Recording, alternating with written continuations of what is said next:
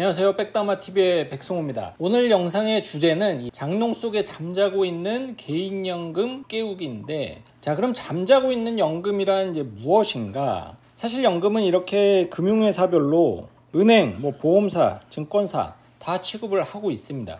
그리고 예전에는 사실 어디서 제일 많이 이 연금저축을 가입을 했느냐? 바로 이 보험사였어요. 그런데 이제 문제가 뭐죠? 공시율로 운영이 되다 보니까 이 물가 상승을 커버하기가 계속 어려워지는 거죠. 금리가 이제 계속 낮아지다 보니까. 그래서 막상 가입을 하고 난 뒤에 세액공제도 받고, 그리고 나중에 연금으로도 받아야 되는데 기대했던 것만큼 연금액이 이제 안 나오게 된 거예요. 그래서 제가 이 잠자는 연금이라고 표현을 하는 연금은 바로 이 은행에 있는 거랑 이제 보험사에 있는 건데, 현실적으로 이 은행에서 하는 연금저축 신탁을 갖고 계신 분들은 진짜 거의 없고, 대부분은 이제 요걸 갖고 있습니다. 그래서 이 연금을 아직도 보유하고 있는 분들을 보고 제가 잠자고 있는 개인연금이네요 라고 말씀을 드리는 거죠. 자, 그렇다면 이거를 무슨 수로 깨우느냐? 바로 이 연금 이전 제도를 활용을 하는 겁니다. 이 연금 이전 제도 뭐냐? 말 그대로 연금을 금융사별로 이렇게 서로 이동을 할 수가 있는 거예요. 보험사에서 은행으로, 또 반대로 은행에서 보험사로,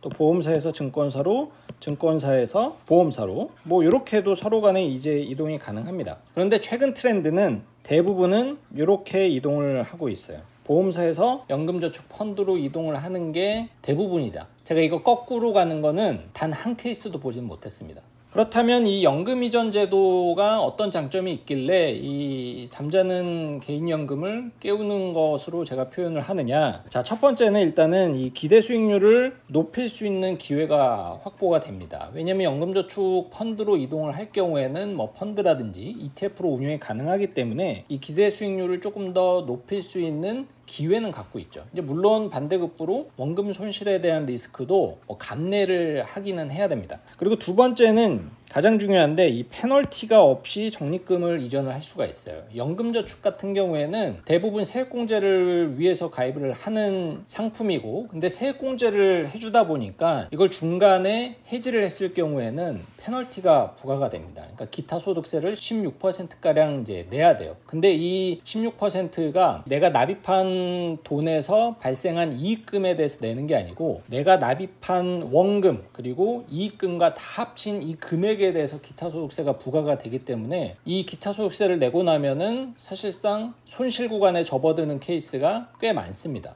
그리고 세 번째는 이 최초에 가입한 연금저축의 이 가입 연도와 그리고 납입 횟수, 이것을 그대로 인정을 받을 수가 있어요.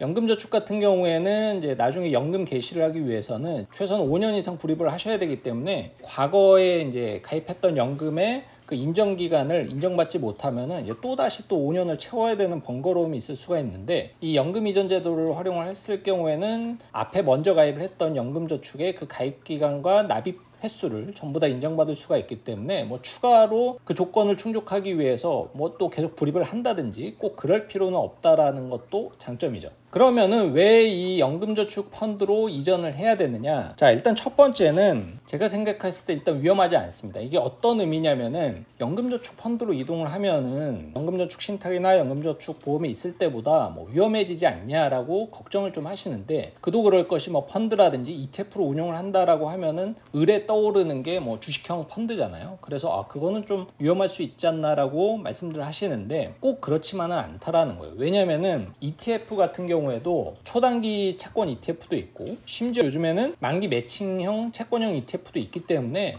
사실상 원금 손실 없이 계속적으로 운용을 할 수가 있습니다. 근데 그럴 거면 뭐하러 연금저축 펀드로 이동을 하느냐? 두 번째가 그 이유인데, 사업비가 굉장히 많이 절감되기 때문이에요. 연금저축 보험에 있는 것보다 연금저축 펀드로 옮겨서 설령 똑같이 그냥 채권으로 운용을 한다 하더라도, 연금저축 펀드에 있는 ETF는 사업비가 사실상 굉장히 낮기 때문에 연금저축 보험이나 신탁에 있는 것보다는 비용을 많이 줄일 수가 있거든요. 그러니까는 똑같이 2% 수익이 난다 하더라도 사업비를 고려한 실질 수익률은 연금저축 펀드가 훨씬 더 유리할 수가 있다는 거죠.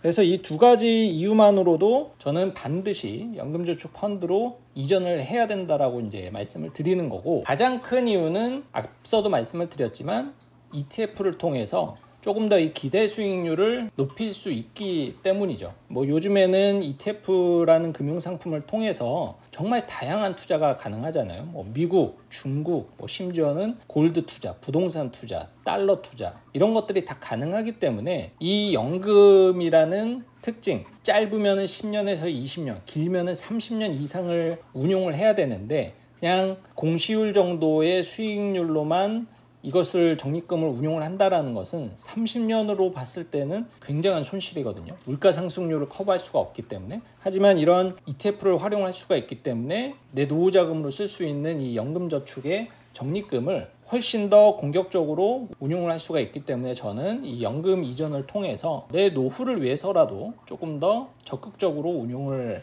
하시는 것을 좀 추천드리고 싶습니다. 네, 오늘은 이렇게 연금 이전 제도라는 것을 말씀을 드렸고 또 연금 이전을 왜 해야 되는지 그리고 ETF 투자의 이제 장점 말씀을 드렸는데 그럼 뭐 어떤 ETF를 또 투자를 해야 되는지에 대해서는 제 영상을 계속적으로 이제 참고를 하시면은 좀 힌트를 얻으실 수가 있으니까 참고해 주시길 바라겠고요. 저는 다음 영상으로 또 찾아뵙도록 하겠습니다.